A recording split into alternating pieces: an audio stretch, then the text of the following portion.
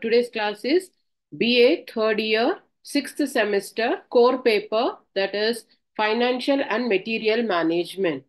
In that, today we'll be discussing the block 2, unit 5 and 6. In unit 5, we'll be discussing about the parliamentary committees, and in unit 6, we'll be discussing about the union state financial relations, finance commission, and as well as controller and auditor general.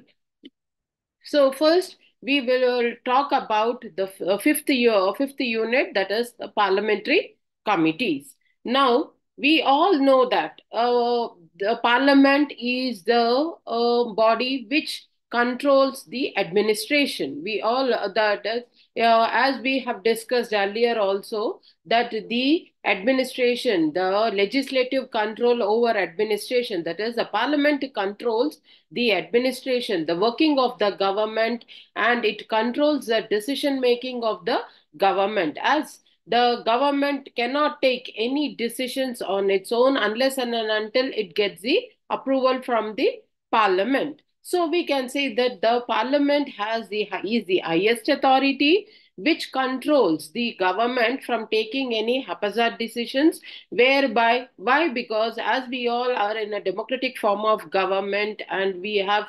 elected our own representatives and we rule ourselves. So it is very important that the parliament has to be considered, and it has to have a control on the administrative process. So in this regard, the parliamentary committees play a very, very important role in the control of the administration. So in this regard, the entire administrative machinery comes under the potential control of the legislature. So the legislative control is exercised through the operations of the three financial committees. So as I told you that the parliament controls the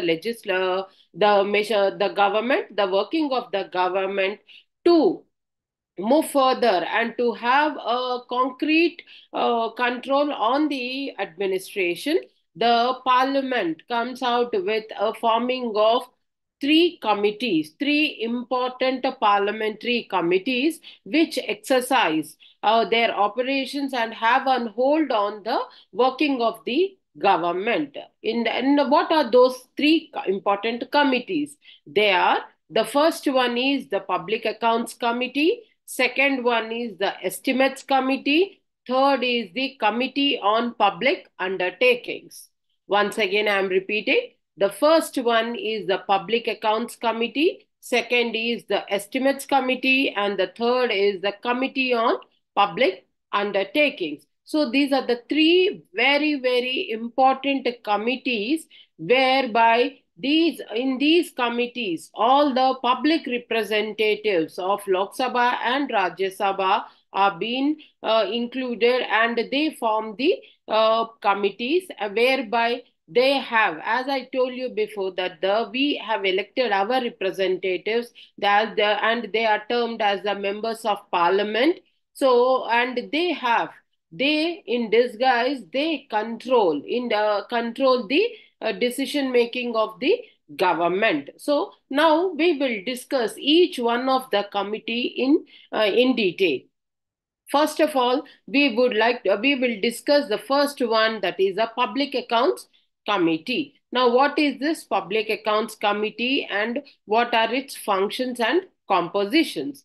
The Public Accounts Committee was first created at the central level in the year 1923 in India, and the term and the duration of this committee is 1 year. Means after every year, the committee members might change. And if they want to be in that committee, then the re-election can be conducted and they can be again included in that committee. Hence, only 1 year duration will be there for this committee.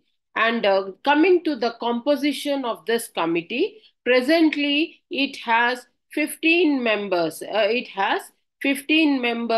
from the Lok Sabha and 7 members from the Rajya Sabha. Means, as we know that we have a bicameralism, that is, we have two houses of parliament. So, and we all know that the Lok Sabha is termed as the People's House, and the Rajya Sabha is called as an Elders' House.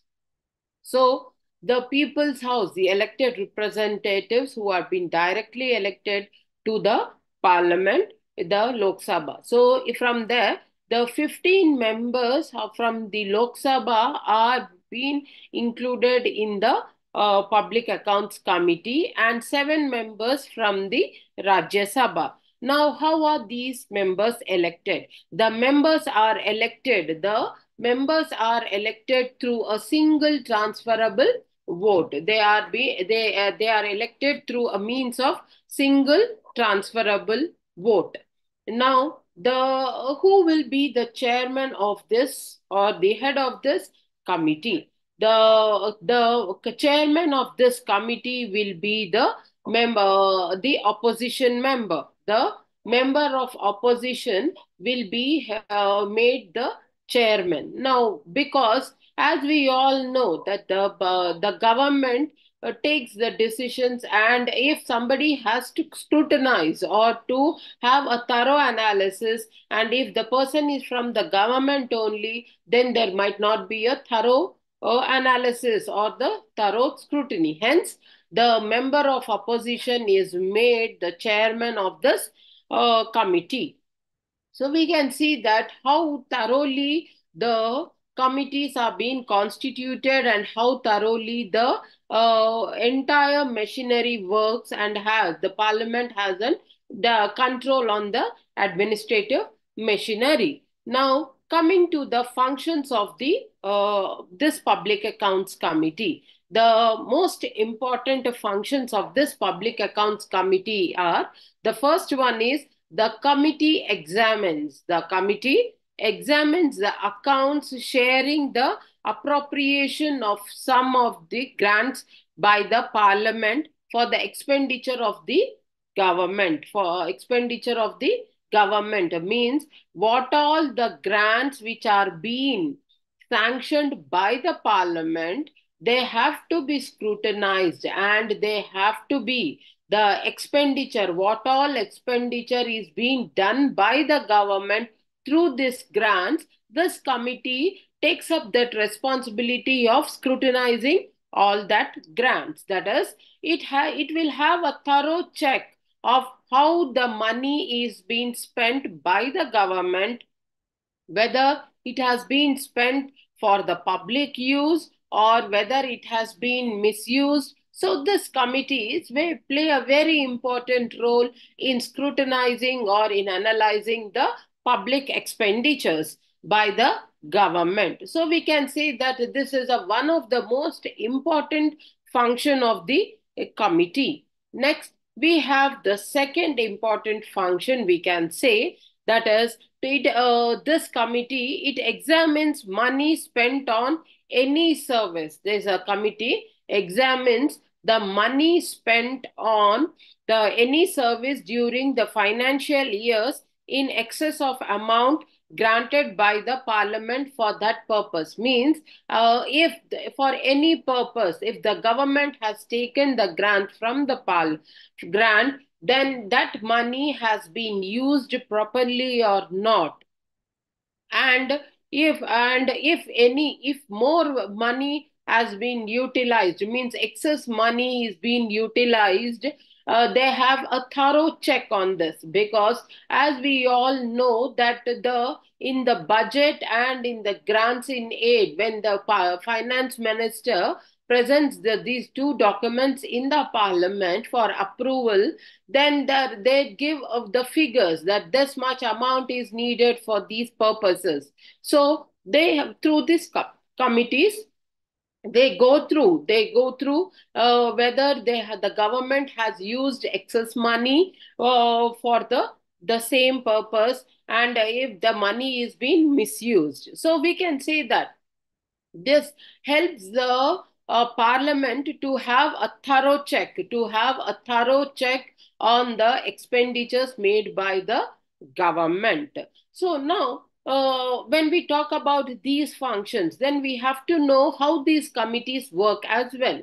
So these committees, they don't work directly, but they form themselves into subcommittees because they cannot focus only on one thing. As we all know that India is a very vast country, and the grants, the utilization of the money, the expenditure done by the government for various programs and various schemes, there is very vast enough. So they have to focus on each and every major thing. So they form themselves into subcommittees to have a thorough check on each, and means subcommittees means they form themselves into small groups, and these small groups might focus on the money which is being utilized by the government on, and they go for the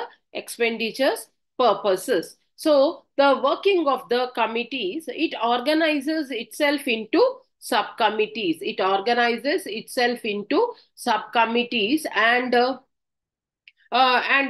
committee demands an explanation. Now, if they find something fishy, or if they find that some money is being not utilized properly, or if the money is being misused for any other purposes, then this committee can have a thorough investigation, can ask for a clear explanation, and can demand an explanation from the particular ministry or a department, and if they find any irregularities. So we can just say that, yeah, we can say that the parliament plays a very, very important role in the control of to control the administrative processes. So the working of the committee, how the now functions, the functions are different, and the working of the committee has to be very, very important, because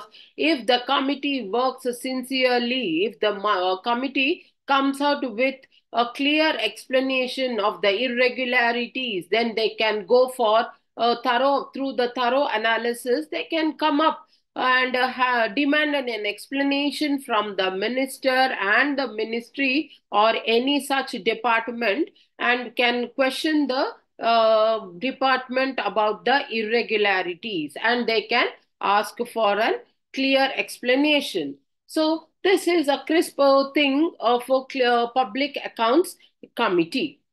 Now we will move on to the second committee, that is the estimates committee.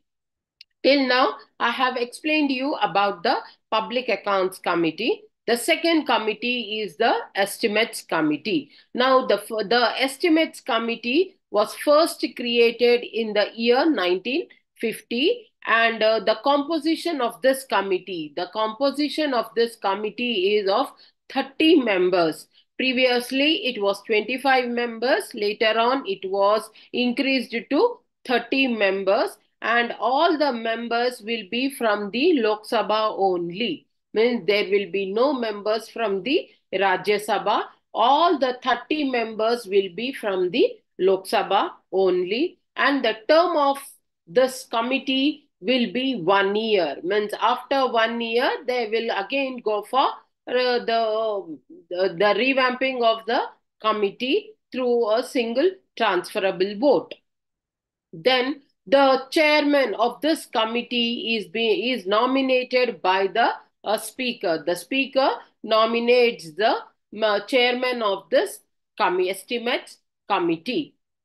Now moving on to the functions of the committee. Moving on to the functions of this committee. The first and foremost one, we can say, it suggests, this committee suggests alternative policies in order to bring efficiency and economy in administration. That is, they scrutinize and analyze and come up with a report of going for better policy making, to enhance, we can say that to enhance the efficiency and effectiveness, to boost the economy of the country. Means estimates, by the name only we can understand. Estimates committee means for tomorrow, estimations.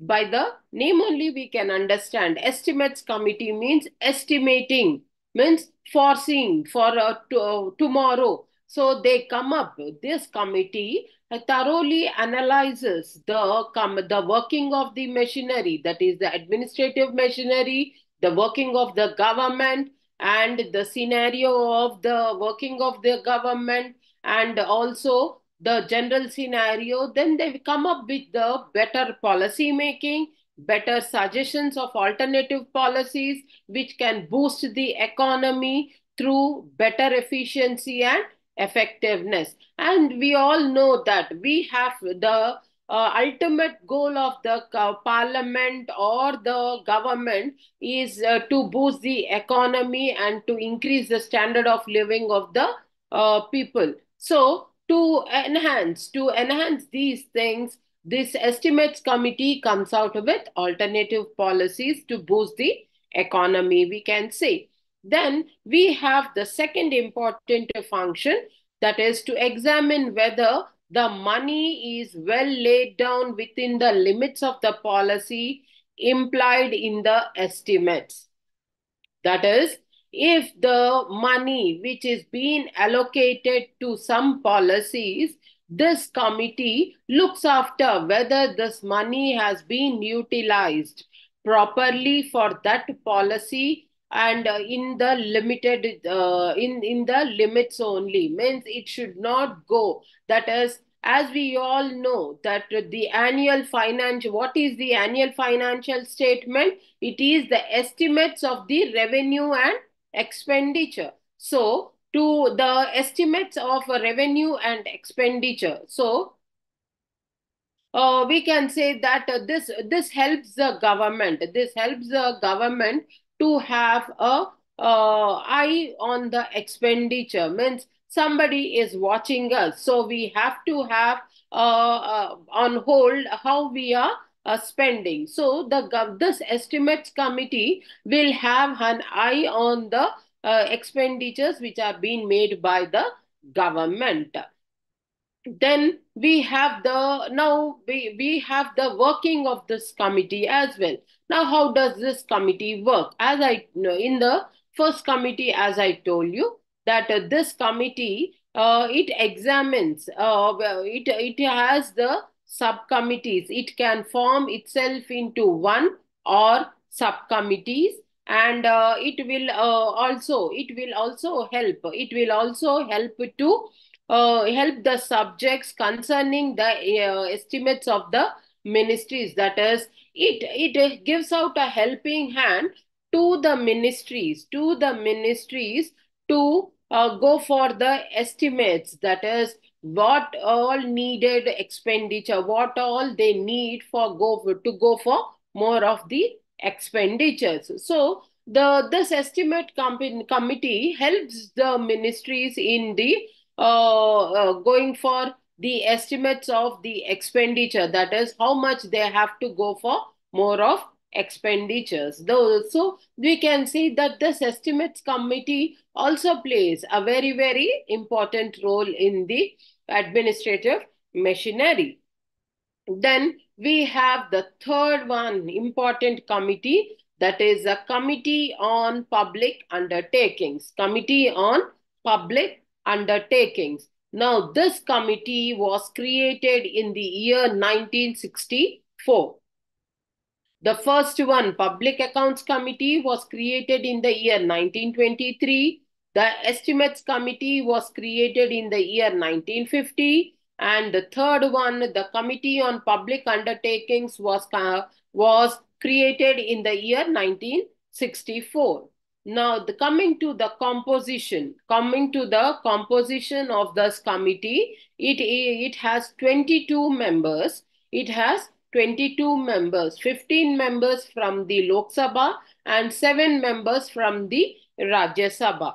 And the term of this committee is 1 year. The term of this committee is 1 year, and the speaker nominates the chairman of this committee. The speaker nominates the chairman of this committee. Now, coming to the functions of this committee. What are the important functions of this committee? We can say that the first and foremost function is that evaluation of the performance of public undertakings. The evaluation of the performance of public undertakings, that is the policy implementations, programs, etc. That is, they have to evaluate. Now, when you see the estimates committee, they come up with the alternative policies to boost the economy. Now, what is the function of this public undertaking committee? That is, it evaluates the policies and programs which are being implemented by the government. So they have a thorough analysis and a thorough check on the expenditure which is being made by the government on the ongoing programs and policies, and they have a vigilant eye on the expenditures which are being made by the government on these policies and programs. We can say that this is one of the most important function of the committee.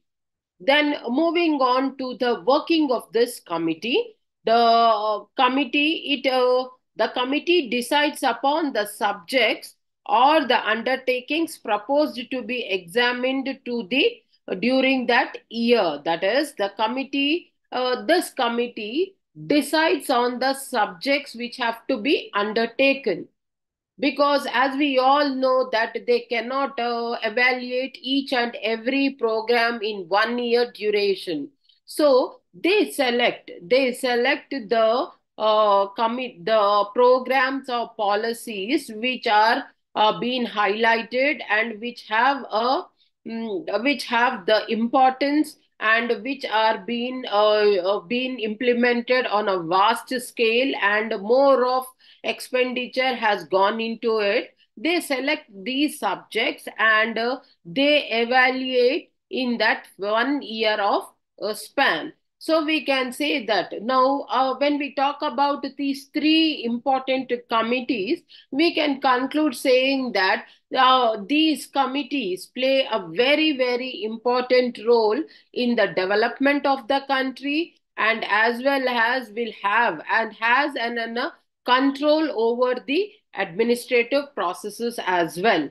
And it upholds the decisions which are being made by the government, and it also it explains these committees have we can say a hand, or we can say they have a vigilant eye on the expenditures of the government, whereby this explains that the committee cannot take, or this explains us that the committee has a thorough check on the expenditure of the government as well. So this is all about the three committees: Public Accounts Committee, Estimates Committee, and as well as the Committee of Public Undertakings. This is Unit 5. Now we will move on to the Unit 6, that is Union-State Relations. Then we'll talk about the Finance Commission, and later on we will talk about the Controller and Auditor General as well. Now, first in this, we will talk about the Union-State financial relations. Now, in the previous classes, you might have studied about Union-State administrative relations, Union-State legislative relations as well. Now, as we are talking about the financial administration, then we have to have the knowledge about the Union-State financial relations. That is, a strong relationship should exist between the union and the state. That is, as we all know, ours is a federal system. two governments, at one at the state level and one at the central level, and with both their coordination and cooperation only, then the administrative machinery can go on, or the governance processes can go on in a smooth manner. So when we talk about the union state financial relations, now this we have to study in two parts. That is, the first part is pre-GST reforms, and the second part is post-GST reforms. Because as we all know, what is GST? Goods and services tax. Now, previously, before this goods and services tax was implemented, we had one set of union state relationships, and later on, after the introduction of GST reforms, the union state relations have been improvised and have moved forward, we can say, and they have become more transparent enough. So first we will talk about the pre-GST reforms. So first talk going on into the deep into the subject. First we will have the introduction, how this union state financial relations have been given place in the constitution. So the Constitution of India, which was adopted in the year 1950, made a clear distinction between the financial jurisdictions, between the center and the state governments. Means in the Constitution itself, there has been a clear distinction of jurisdiction.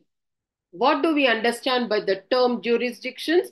That is the limits, that the center has to intervene to this limit only, and the state has to intervene into this limit only. So the Constitution itself has made a clear distinction between the center and the state financial relations.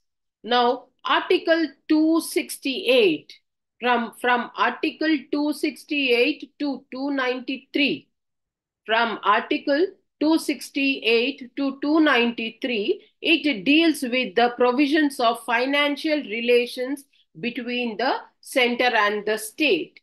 As I told you, that the Constitution itself has given a clear indication, a clear distinction between the working of the relationship between the center and the state. So through this, to have, or to make this more concrete, the Constitution itself has come out with the articles from the Article 268 to 293. In these articles, they have come up with the jurisdictions of the center and state.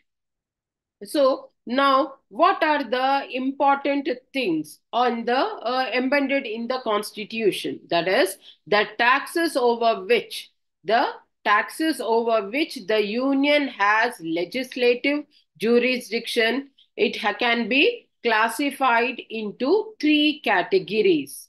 That is, the taxes over which the union has the legislative jurisdiction, that is, the union has control, can be classified into three categories. That are, the means the union has can have, as we all know, that union is that is, the central government is very crucial, and it has more powers than the state government. Hence, these provisions also can be divided into three categories. Now we will have discuss each one of them. The first one is taxes which are to be levied. Levied means imposed, and collected by the union, and entire proceeds their form are to be retained by it. That is, these include corporation tax and customs duties. In simple terms, I'll explain that the customs duty and the corporation taxes, what all the taxes which are being collected from this, the union will take that taxes. Means the union, the central government will have authority on these taxes. Means no state government has authority on these taxes, the on the customs duties and the corporation taxes. That is the first one. Then, as I told you before, that is, there are three categories where the central government will have more hold on this taxes. So, that is the first one. The second one is taxes which are levied and collected by the union, but processes are shared with the state. They are income tax and excise duties. That is, now we all pay, everybody pays income tax. Now, the income tax and the excise duties, in this, the center has a major share, but some amount is being shared with the states as well. With the states as well. But the major portion will be given to the center only on the income tax and the excise duties. Simply, we can remember that the union has more power, and the union, what are the categories where the union has upper hand? That is, first one is on customs and customs duties and the corporation tax.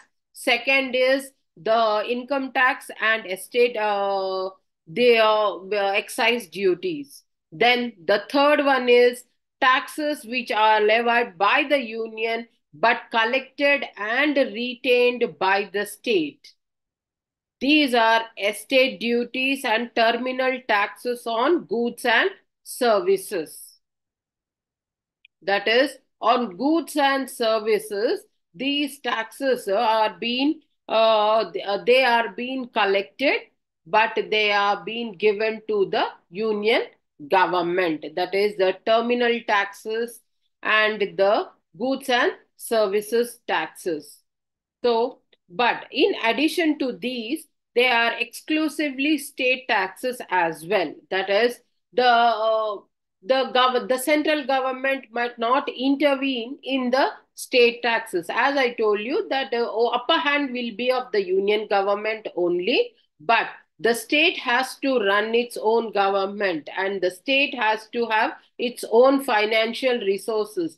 To have that financial resources, the state government also can collect.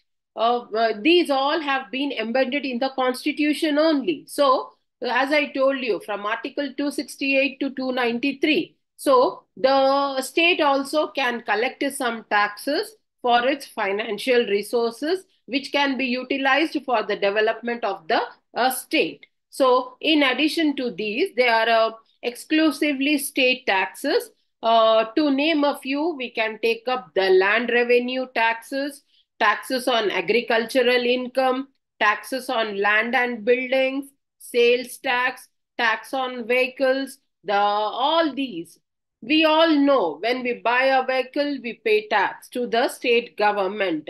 On agricultural lands, we pay taxes. The common man pays taxes. Lands and buildings, that is, if a common man wants to go for a house construction, they have to get approval from the government. For that, they have to pay some taxes. If they are having a house property, then they have to pay the property tax, house tax, land tax, and revenue, everything. For everything, the government has to be paid some taxes. In turn, these all will be utilized by the government for the welfare of the citizens only. So, this is, we can say that in one term or the other, the state and the central government share the taxes, and which the common man pays, to in turn which are utilized by the both the governments for the welfare of the people only.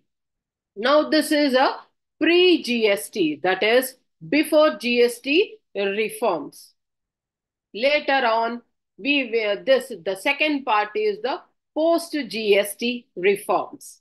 That is goods and services tax. GST means goods and services tax. So now the constitutional amendment for the introduction of goods and services tax in India has been made in the year 2016. That is the in the constitution, we all know now, as I have explained you, that the union state financial relations are being amended in the constitution only. So the constitution has given some provisions to get to go for some amendments. So under the amendments, the constitutional amendment act, the goods and services tax has been revised, and this was made in the year 2016, and it was notified by the central government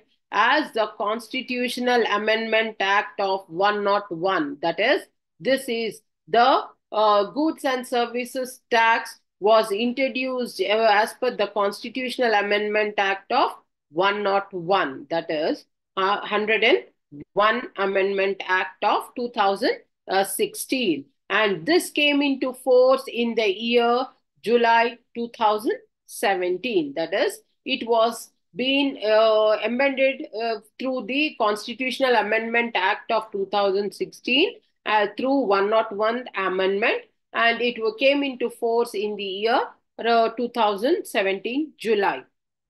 Now, what is this GST? Goods and Services Tax. That is, the GST is a comprehensive indirect tax on manufacturers, sale and consumption of goods and services throughout India that has replaced taxes levied by the central and the state governments. Means this, all the manufacturing, what all manufacturers are being done, and the sales are being done, and the consumption of goods and services are being done, they all have been brought onto one platform. That is, that no state government can impose its own tax, nor the central government can impose its own tax. All the taxes have come under one platform, that is the goods and services tax. So hence it is a comprehensive indirect tax. So now why this one has been introduced? It has been introduced to protect the autonomy of states. That is, the states, every time we see that the states complain that the central government is not giving us the financial resources, they are not giving us the share of the taxes, they are not helping in the financial resources, they are not giving us the money which the state government has to get. All these complaints we hear from the state governments. So to minimize all these, they have come up with this goods and services tax. So to protect the autonomy of the states, and the dual system of GST model was introduced. Dual system of GST model was introduced. Now, what do we understand by this dual system? That is two systems. That is two-way system. So they have come up with CGST and SGST. Now, if you buy a product, if you go to a supermarket or if you buy any product, if you see the bill, you will see, if you go to an eatery, or if you go to a restaurant or a place or wherever, if you go and buy anything, any commodity or anything, then you see that on the bill, you see that they have CGST and SGST. Means it is a share of the central government and the state government. So CGST means it is the tax imposed by the central government, and SGST means the state levied by it is a tax imposed by the state government. So with this, what happened? They both have been included onto the one thing to wipe out the misconceptions and misunderstandings, or they can be then both of them will have the tax share. With that, more developmental process can take place, we can say. We have another important one also, IGST. IGST means it is levied by the central government in case of interstate trade. Interstate means in between state and a state. If there is trade going on, then that for that trade also they have to pay some tax. That tax goes to the central government. So that is IGST. So we have under this GST reforms, CGST, SGST and IGST. Now, to implement this GST Act, a constitutional body known as GST Council has been constituted. Means there should be somebody or a body which has to constantly monitor, evaluate, and have a thorough check on the implementation of the process of this GST. Hence, a constitutional body was constituted, and it was named as GST Council, and it was constituted in the year 2016.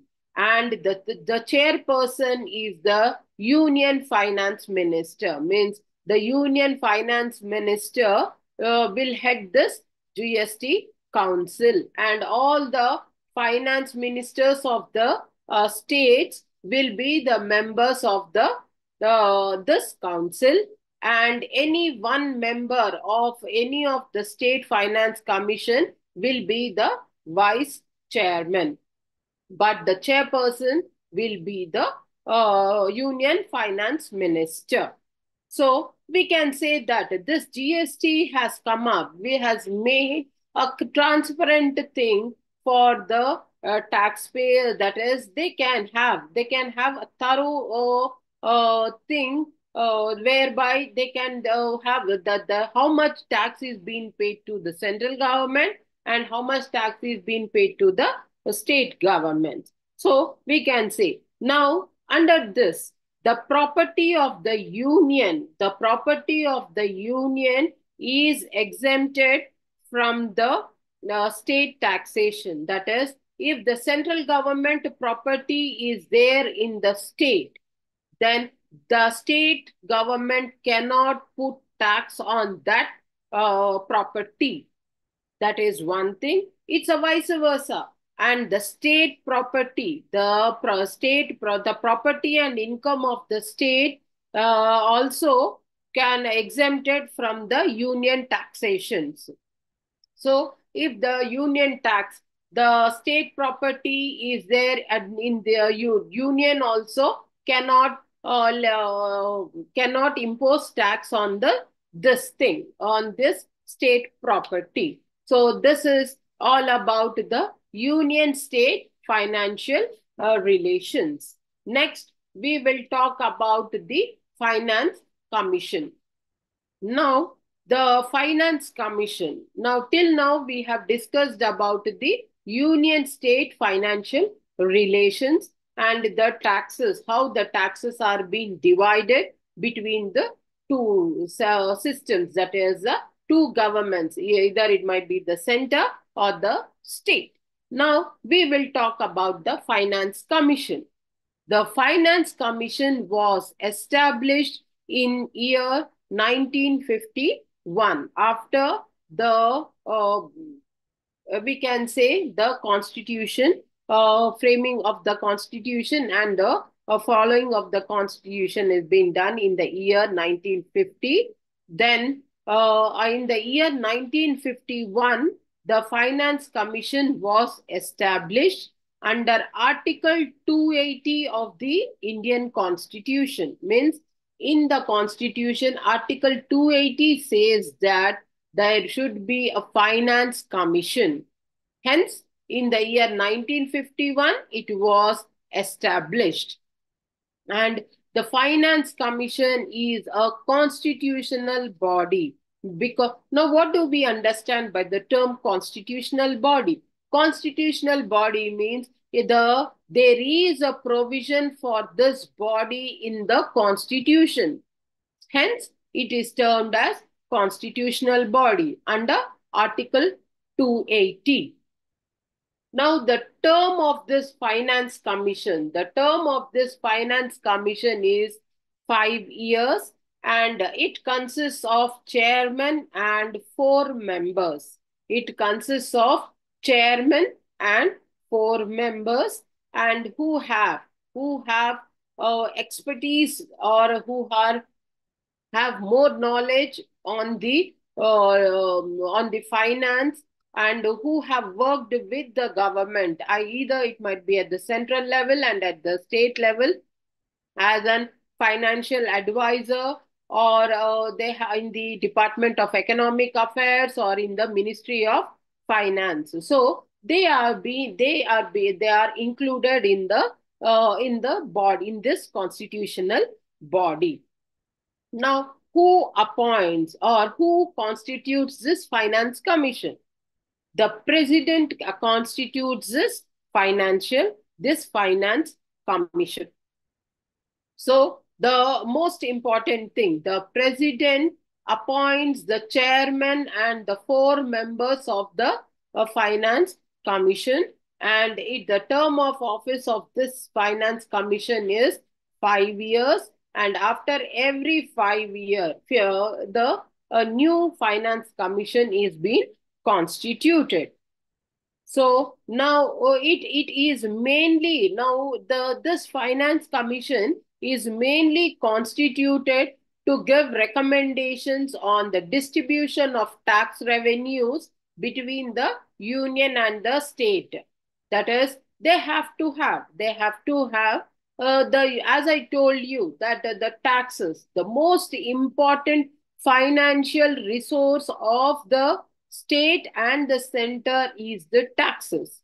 So this finance commission comes out with the recommendations of the distribution of the tax revenue to both the center and the state. Means there should not be any misconceptions or misunderstandings between the center and the state. Hence, this finance commission takes up the responsibility of distributing the tax revenue between the center and the state. Next, we have the functions of this finance commission. The first and foremost function is distribution of net tax proceeds between the center and the state governments, and allotment of funds among the states. As I told you that what all the net profit the government gets, it has to be distributed amongst the states as per their requirement. Hence, the Finance Commission takes up that responsibility of distributing the funds between the center and between the states.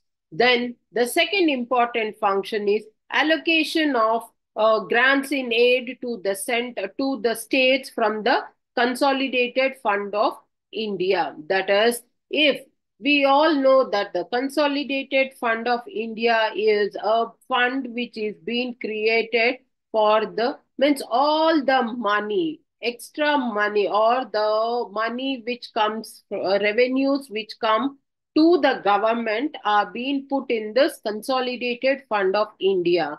And from there only, if the government need any money more than the budget, then they have to go for the allocation, that is the permission of the parliament, as I told you before. So through to this grants in aid, allocation of this grants in aid to the states will be done by this finance commission. That is, the states might come up if there is a natural calamity, or if there is an emergency in the state, then they ask the centers to help or to provide help. So from this consolidated fund only, the Finance Commission grants the aid to these states.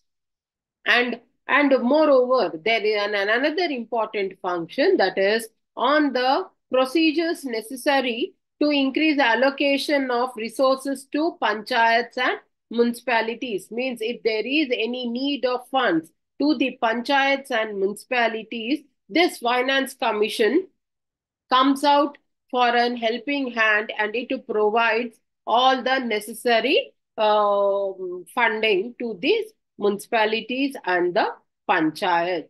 So this is all about the Finance Commission. And Finance Commission is a constitutional body. It was established in the year 1951, and it is been a term of offices 5 years. Next, we will move on to the next topic, that is the Controller and Auditor General of India. Controller, in simple terms, we say it is COG. C capitals, all capitals. C, capital C, capital A, and capital G. That is Controller and Auditor General. Now, this Controller and Auditor General is be appointed by, we can say that the Controller and Auditor General of India, the Constitution of India under Article 148, provides an independent office of the Controller and Auditor General.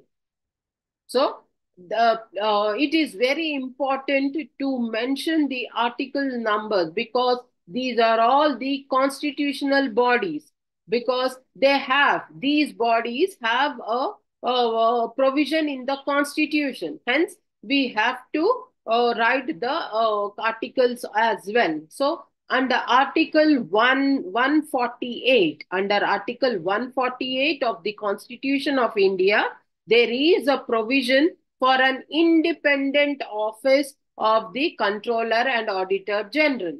I am using the term independent, means this body, the Controller and Auditor General, do not work under any person. That is, they have their own decision making, and they are only answerable to the Parliament. They are not answerable to the government. They are answerable only to the Parliament, and hence they are independent. The working of the Controller and Auditor General is independent. And the head of the Controller and Auditor General is the head of the Indian Audit and Accounts Department. The Controller and Auditor General is the head of the Indian Audit and Accounts Department. And he is also the guardian of the public purse. He is also the guardian of the public purse and controls the entire financial system at both levels. It might be at the center and the state level. That is, all the financial transactions, all the financial systems, what all work, have to be scrutinized and to be audited by the Controller and Auditor General only. So, every penny which is being utilized by the government is accountable, and they are being accounted and audited by the Controller and Auditor General. Hence, they can be termed as a guardian of the public purse. Public purse means the government cannot utilize any money without any decision making, prop. And if they utilize the money, they are answerable to the Controller and Auditor General, and they have to this Controller and Auditor General submit each and every report to the Parliament. So, coming to the functions of the Controller and Auditor General, the first and foremost function is he audits the accounts related to all the expenditures from the Consolidated Fund of India, funds of each state, union territory. That is, as I told you, if the government utilizes the grants in aid from the Consolidated Fund of India, and if the state government also takes some grants from the Consolidated Fund of India, or the funds which are being utilized by the each state and union territory, means each and every penny which is being utilized by the governments, it might be a center or the state or the union territories, every penny has to be accounted and it has to be audited by the controller and auditor general. So we can say that the auditor general, the controller and auditor general plays a very, very important role in the financial administration. That is, he has a overall control on the working of the government, and this auditor general has an eye on the has we can say that he is the guardian of the public purse. So now we can just say what is the role of the SCAG, what is the role played by this controller and auditor general.